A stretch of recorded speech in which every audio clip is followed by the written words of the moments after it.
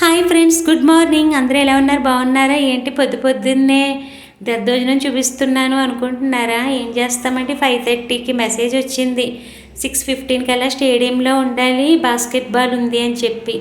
ఇవాళ school లేదనుకుంటారేమో, school కూడా ఉందిలేండి. అటు స్టేడియంకి వెళ్ళి బాస్కెట్బాల్ అయిపోయిన తర్వాత ఇంకా డ్రెస్ చేంజ్ చేసేసుకుంటుంది. బ్యాగ్లోనే యూనిఫామ్ కూడా పెట్టేసుకుంది. ఆ యూనిఫామ్ వేసేసుకుని అట్నుంచి అట్టే మళ్ళీ స్కూల్కి కూడా వెళ్ళిపోతుంది. చూస్తున్నారు కదా, పాపం పొద్దున్నే రెడీ అయ్యి వెళ్తుంది.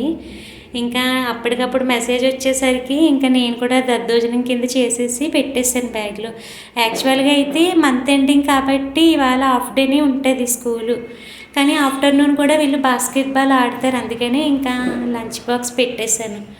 మామూలుగా అయితే నేను దద్దోజనమే పెడదామా అనుకున్నానులేండి, ఎందుకంటే నిన్న టమాటా రైస్ అవి తిన్నది కదా. అదేలేండి, టమాటా రైస్ కదా, కోకోనట్ రైస్.